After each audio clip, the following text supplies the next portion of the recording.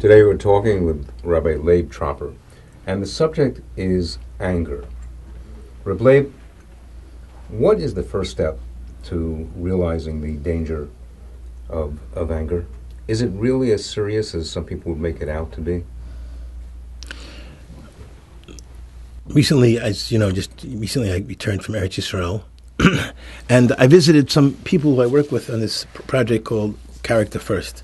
I'm just a consultant. I'm nothing more than someone who shares some words and sources and source material for them to look up and search and help train young children that character first, that derech eretz kadmon l'Torah, and the important things are midas. And as the Vilna Gaon says in his Even Shlema, that the purpose of men's existence, human existence, is to fix, correct, remedy midas, character that's faulty, and if not, there's no real purpose in life. He uses the lashon, the actual verbiage is lama lechaim. What's the purpose of his life if he doesn't want to correct his midas? Somehow we don't focus on that so much in this world, academia, in the places that we find refuge in the world of intellectual, whatever it may be. But however, in the Torah, it values the concept of midas as a priority and the most important thing. So, first of all, there's a concept of anger. Anger in itself is born in the heart. It's not just born from the mouth and something you scream and yell that's rage. But the anger is just percolating in the heart of a human being who's upset about something, disappointed about something, deprived of something. Then we get very angry. Envy causes anger. Many other bad character in human behavior somehow flow to this river called anger. So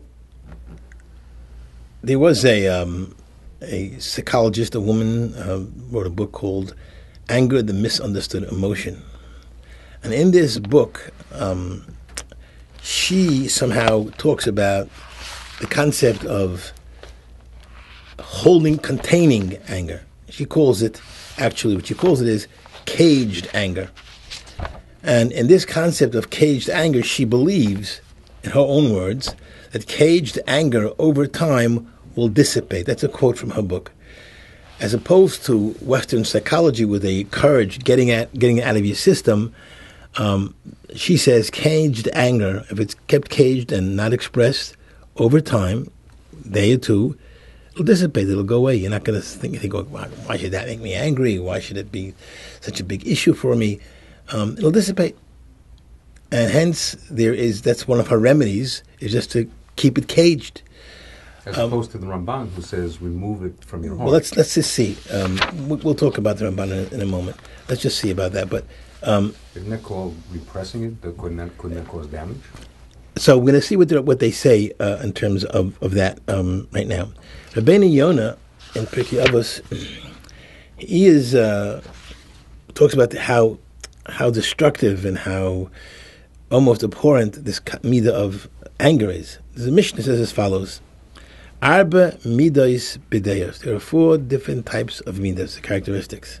Noyach lichais v'noyach lirtzais. Yotza scharei be'efsedai. Someone who has a high temper, high strung, and is easy to get angry, but also easy to appease.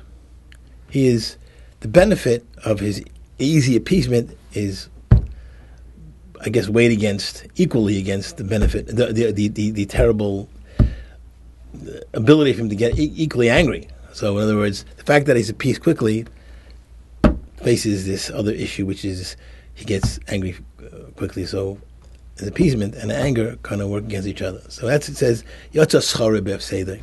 The benefit of his appeasement is diminished by the fact that he gets angry easy. Kosher lichais. If one has, it's not so easy to make one angry. The kosher lirtzais. It's hard to make him angry, but once you make him angry, he's not forgiving. He's unforgiving. So again, Yotza Schare Be'efsedai, the fact that it's difficult to make him angry is weighed out against the fact that it's very difficult to appease him and he doesn't forgive so quickly. Kosher lichais v'noyach lirtzais. If it's very, very hard for him to get angry, What is he? And he's very easy, appeasable. Chassid, he is a righteous person. It's easy to get angry. V'kosha, and the most complex and difficult thing for him to go and be appeased, that's a rasha. So again, the category of righteousness that we seek is kosha lichos, very hard for him to go and just react and become angry. V'noyach lirtzos, and he's very easy to appease. He or she very easy to appease. That's a chassid. So you see from this, Rabbi Yoni makes that diuk from this Mishnah. He says that you see that he says al kol panim. We should all in all we see from this thing is yeshlei la'am la'adam lichos. A person does get angry. Yeshlei la'adam lichos. A person does get angry. There's nothing you could do. That's a DNA of human existence that people get angry. It's almost, he's saying, I don't want to put words in Rabbeini's mouth, it's almost like it's insurmountable. And then he says, ach bekoishi, but it's very difficult for him to get angry. People do get angry, but it's very difficult for them to get angry. Asher loy niten, it's not mishus lamot shelo yichos. You cannot give put a situation that a person never get angry. Ki tzarech liyos hagosha be'elbainim asher yasu lebnei adam. Person feels hurt. I mean, he has to be, but he'd be very difficult and very complex to get him angry. It's not easy to get this person angry.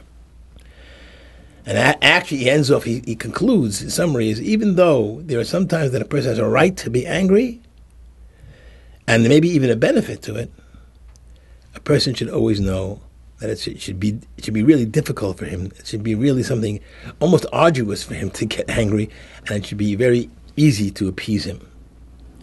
The Rambam in Hilchos Deis, in the Perek Aleph Halacha Dalid, says, "Haderech hayeshara, the straight way to live, mida beinonis shebachol deya v'deya sheyesh lo adam." A person should live his midas in the middle of the road, just in the middle. Via deya, and that means like you're in the middle, so you're equally distant from both extremes. Therefore, the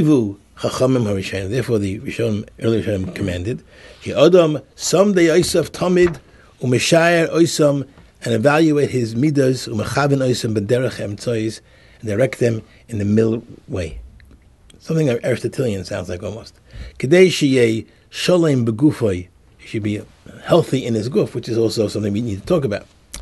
Ketzad lo yeh bal chema, he should not be a bal chema, a person who gets angry. Noyach lichos, a person easy to get upset. V'loy kemeis she'enei margish, he shouldn't be someone who's so apathetic he can't feel his own insults and who knows what else. Lo yichos el al davar gadol, however, he should choose what you get angry about. Only on a davar gadol, something which is really important. In other words,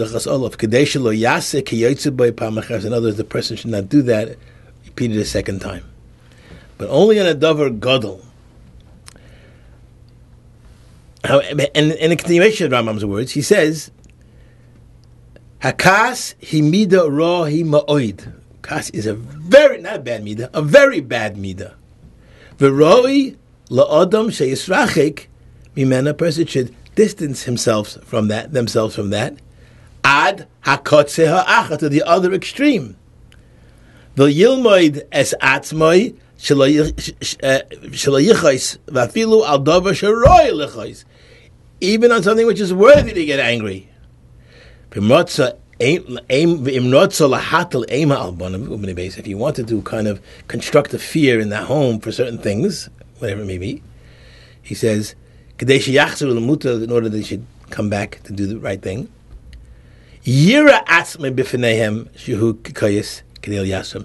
Don't hit them.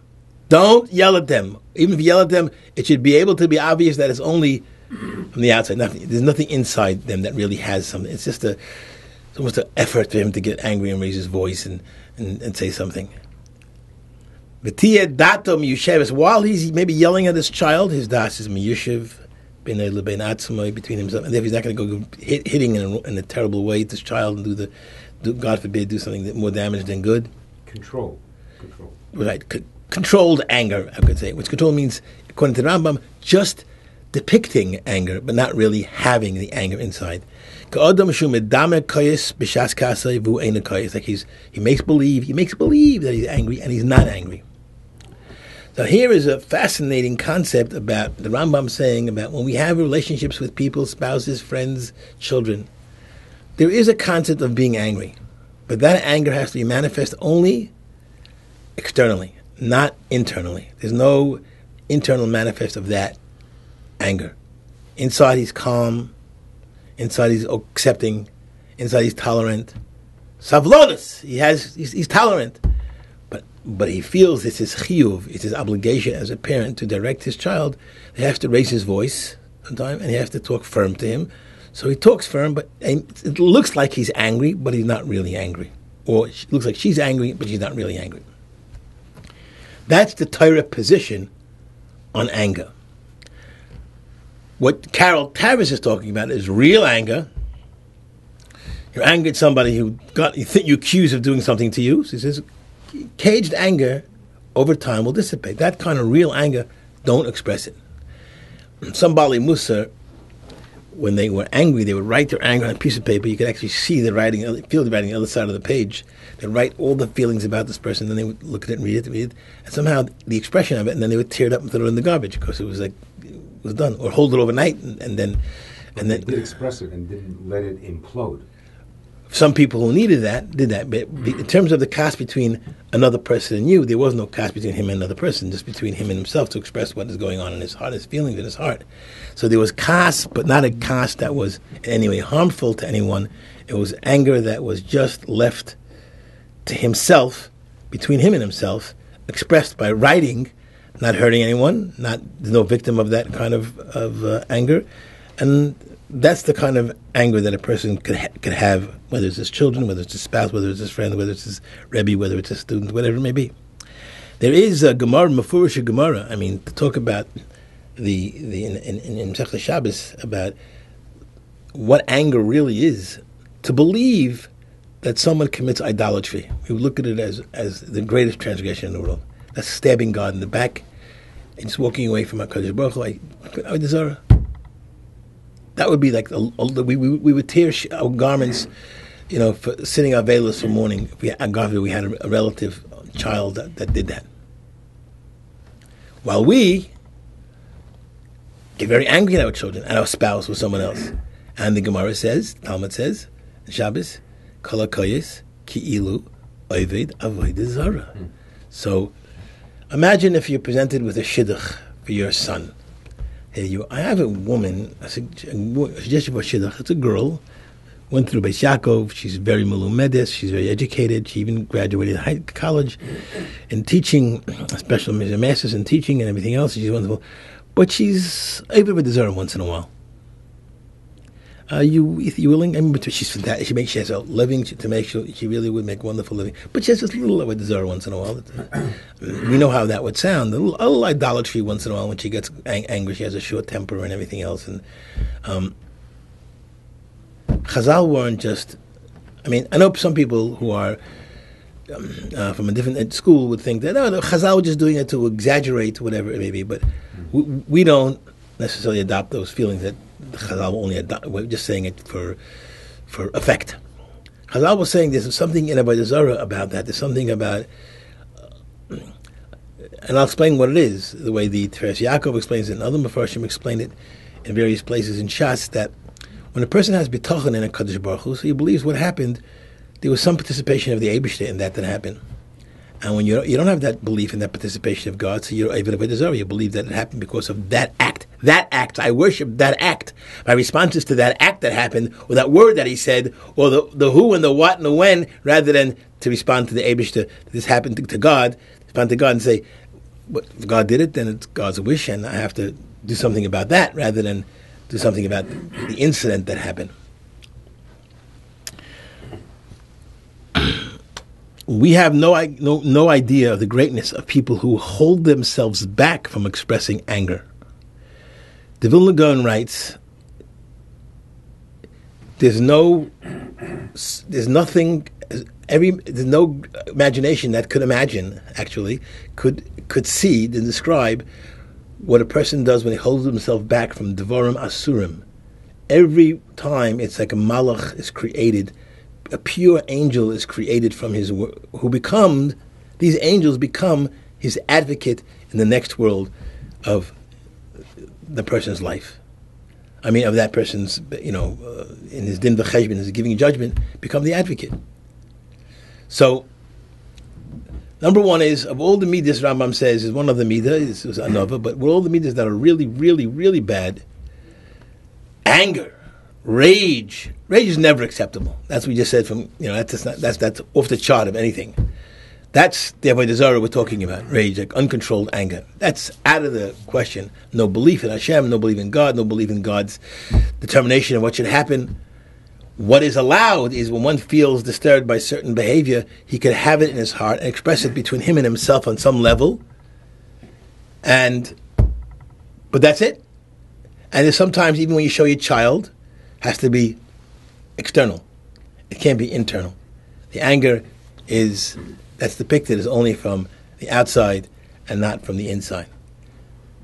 And people have to know that. And that's very important. That I know myself, I'm the first one to say that I sometimes could use some tightening on the midah of anger, of kas. Hoser kas milibecha. And then it'll bring, and that will bring, in the pasuk says the Mishnah, it'll bring health to your body. Anger, as we know, kind of consumes. It destroys. It has an effect. It has a lingering effect. Even if you angry an hour ago, it has a lingering effect to the point that it occupies your mind and you can't think rationally about so many things in life. And it hurts you physically in so many ways. People's blood pressure, all things that happen that that happens from anger. And HaKadosh Baruch Hu made it that way, dafka, that people to remind a person that that's not what he wants from us in this world. What he does want in this world is gentle words spoken. And as Revolba says, nobody ever cured a problem. Maybe temporarily put some topping on a problem, but never cured a problem with anger.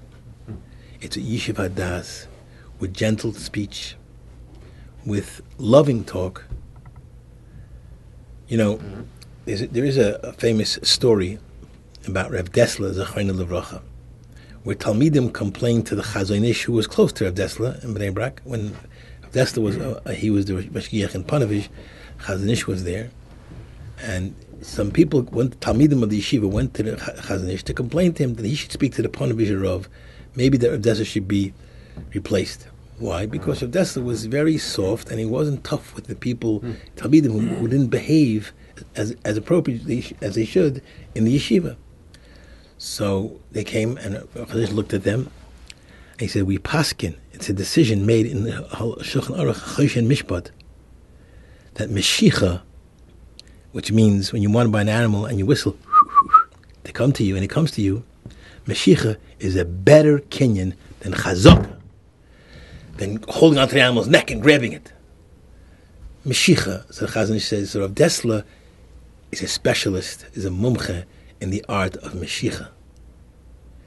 And the anger that a Rebbe has to a Talmud, and the yelling and the screaming and the embarrassment. Worst of all, Rav Munk, Zechariah Levracha, I'm not sure he's living, I shouldn't say it, I don't know. Rav Munk has a book called Schar v'Anosha b'Chinuch, Reward and Punishment in Chinuch. He says something fascinating. He says when a Rebbe or a principal or a parent gets angry at a child, chas v'shalom, and they yell at him and scream at him, and they depict real anger, the child starts believing that what they say about him is true. So let's say they say to him, "You fool that you are." So the kid says, "Okay, I'm a fool, so I'll continue acting like a fool." And 5 years later, he keeps on acting like a fool the rest of his life. If you tell him the way the Gedalius Baalei Mussar expected to tell him is, "You're great, you're terrific. Why would you do this? You're such a sweet person. You're such potential. You're so great." Then he'll act according to what he's expected to be. But if you say to him, "You are a fool," that's what you expect him to be. So that's what he'll live up to be. If you tell him, "I expect you to be, you're such a sweet person, smart person," So we have to get rid of this cask, even the avodah zarah in us. This lo yeh b'cha el zar, this cask that we have, this terrible idolatry or idolatrous behavior that is totally destructive for the neshama and for the guf. Thank you very much.